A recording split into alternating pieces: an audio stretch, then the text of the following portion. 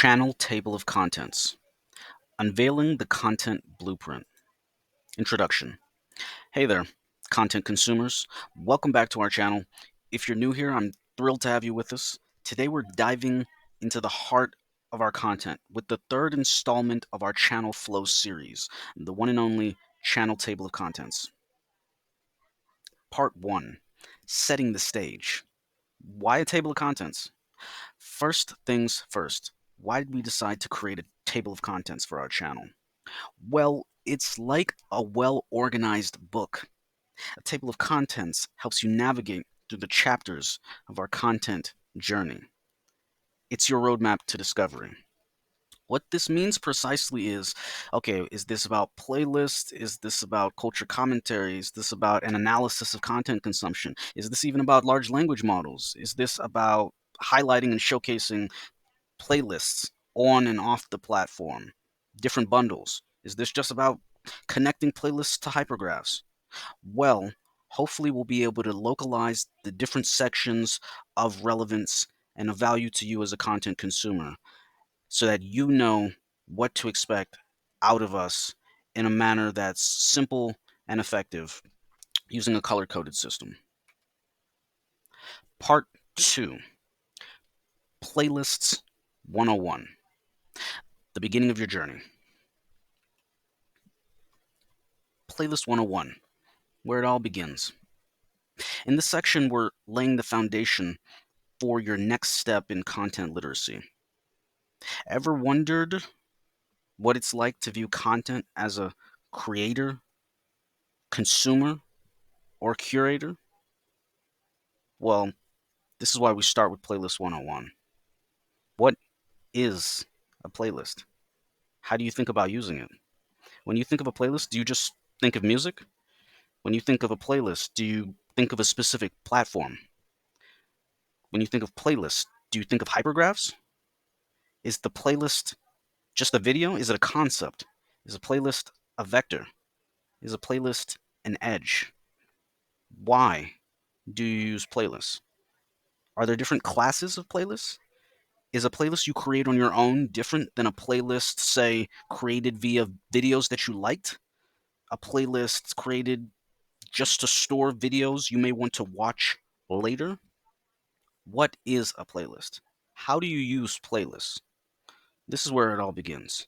Getting into the nitty gritty of these different distinctions from the perspective of a content consumer. I want to be able to index my hypergraph. I want to be able to make sure I can say, okay, well, if this video goes into a playlist for this quarter, for this year, I'll be able to keep track of my subscription box based on some level of attribution. From the perspective of a content creator, you might say, okay, well, after the third video, you're starting to triangulate. Are you actually communicating a concept? To what extent is that made more legible in context of a playlist? Can you tell your story more effectively? All these different aspects related to the journey of content consumption, whether that be from the perspective of a content consumer or a content creator. And in this context, as an aggregator, I'm taking it a step further and saying, well, what about the content curators? How do playlists interact at that level? Playlist 101 is our content sandbox, and it's where the magic starts. It focuses on developing an ideation process around using playlists. What are they? How do we think about them? In what context is this discussion most relevant? And most importantly, the technique of utilizing playlists. It always starts with the title. How are you going to title this playlist? And playlist management. Is this a static playlist? Is this a dynamic playlist? Do you feel compelled to inform your consumers about whether or not this playlist is structured manually, by most popular, by date added, newest, oldest, date published, newest, oldest? Do you communicate that? Do you have fractal playlists? This explores perspectives of content consumers, content creators, and content curators as well. Now, this covers the basics of how to we like to think about YouTube as a platform and advanced principles of playlist theory. Part 3, formal analysis, unraveling the layers. The green section equals on a formal analysis of content consumption. Now, why the green section? We're diving into the formal aspects of being a content consumer. From culture commentary to the beta testing of the internet, this is where we unravel the layers of content consumption. Carrying it forward, this section highlighted in green analyzes the formal aspects of being a content consumer. In this context, I'm a content creator making a video for YouTube, doing a channel table of contents, trying to structure my content in a sense of what I would like to consume, bringing it full circle. But most of my time is spent as a content consumer. So I would really like to spend time to actually say, okay, but what does it mean to be a content consumer in this digital landscape? This video is being crafted at the beginning of 2024. What's going on in the content consumption landscape? What's going on YouTube? What's going on other platforms? How does this relate? We're going to explore the concept of culture commentary and its pillars. Is this natural science culture commentary? Is this social science culture commentary? Is this esoteric culture commentary? Or is it just culture commentary at all? We're also going to examine the broader exploration of content consumption, considering users as beta testers. Where are we at within the timeline or a timeline? How does this apply to the journey as we really sit here and say, okay, well, what is it exactly that's sort of going on? How do we think about this? To what extent can we relate? To what extent is it useful for you as a content consumer or creator, etc.? Building on those early building blocks as we frame out a specific context that we're coming from as a content consumer. Part 4, prompt engineering, behind the scenes. The yellow section equals highlighting the use of large language models in our content workflow. Curious about how we bring our content to life? The yellow section is all about prompt engineering, a meta reflection of our process flows using voice to text, processing within large language models, and shaping the output to be more useful to different content consumers. Now, in this section, it's going to be mostly focused on what we could think of as large language model culture commentary, kind of how I'd like to think about using them, some of the process flows that have been useful. And because of the nature of this channel, uh, it seems apt to be able to reflect on the channel's process flows for content production to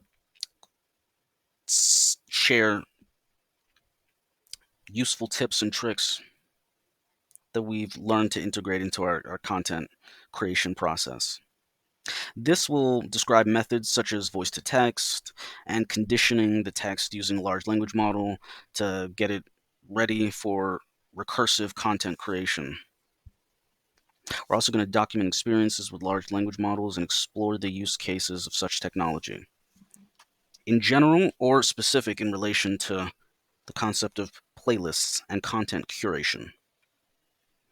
Part 5, the MacGuffin. A quick pick adventure. Now, the Burgundy section is pretty much related to highlighting and showcasing one of the most underlooked aspects of the YouTube ecology from the perspective of a content consumer. One of the most useful tools that I've found have been playlists, and one of the most overlooked tools that I've found in terms of content creators are also simultaneously playlists. For no matter how well or greatly packaged your concept, idea, or structuring process is, in terms of playlists, you can always make more than one. So it's like, oh my goodness, it's a great playlist. Like, oh, you really told the story, you organized the information, you actually included a nice process flow. And then I think to myself, okay, but like, could you tell the same story in a different way using a playlist that's longer or shorter? How can you structure the hypergraph of your content in a way that connects threads different than what you were able to do previously? And does that aid your content consumers to consume your content more efficiently and effectively? That's the origin story of this channel. The MacGuffin is our method of highlighting topics or concepts contextualized through the use of playlists. And in so doing, we're going to highlight some of our favorite curated playlists.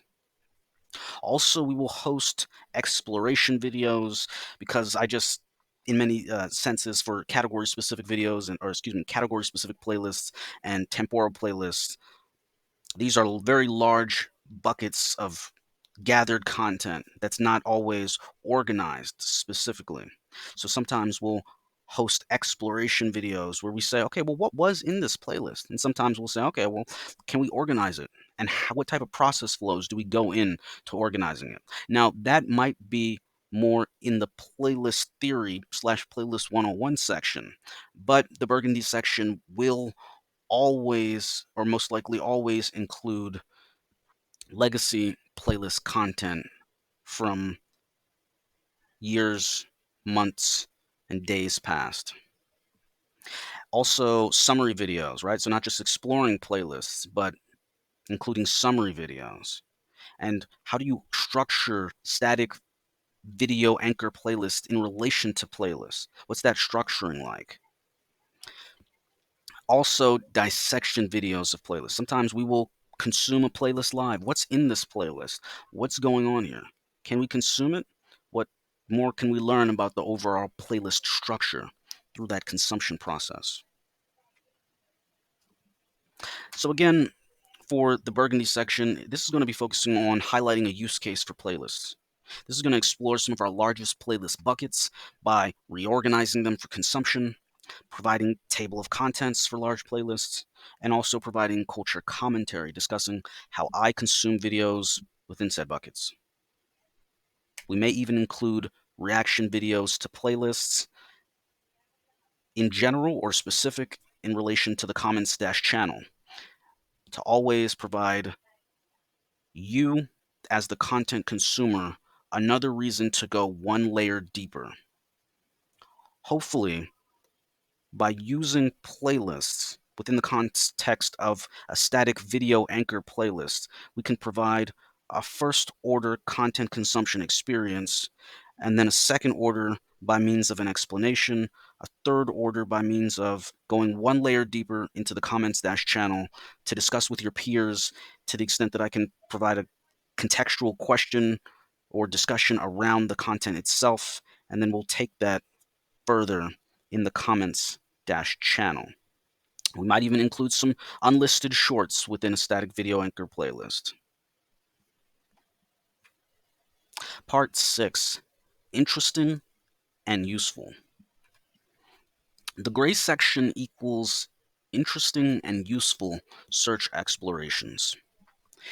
In our gray section, we're diving into the tactician side of the MacGuffin. It's where we explore real-world applications, from playlist journeys to search expeditions. This is where we include YouTube search journeys from hypergraph vector to hypergraph edge and back again. This may include a topic with quote unquote a search term or a collection of playlists highlighting various regions of our world. Now, this is an interesting section in terms of, okay, so we're thinking about and discussing the use of playlists. This is a chat table of contents. In this section, we found that playlists in the wild actually are a unique and interesting find to do case studies on how content creators are utilizing playlists. And within this content discovery process, we figured, hey, we can use this to highlight emerging trends and useful search journeys and display some of the playlists, the pre-made playlists in the larger YouTube landscape, and kind of document those and highlight those and showcase those. Also, we thought about introducing search journeys to specific geographical regions. One of the first ones that we found was highlighting unknown geographic regions or lesser known geographic regions with stunning scenery. So we might take a trip around the globe using Earth alignments and highlighting and showcasing some of the content that people have been publishing in relation to these places. Conclusion. Each section is color coded for easy identification, and the fifth section is an interesting addition that focuses on practical applications and journeys related to the channel's content. The overall structure reflects a thoughtful and systematic approach to presenting diverse content on this YouTube channel. And there you have it, folks, the blueprint of our channel. From Playlists 101 to Interesting and Useful, we've created a journey that we hope resonates with you.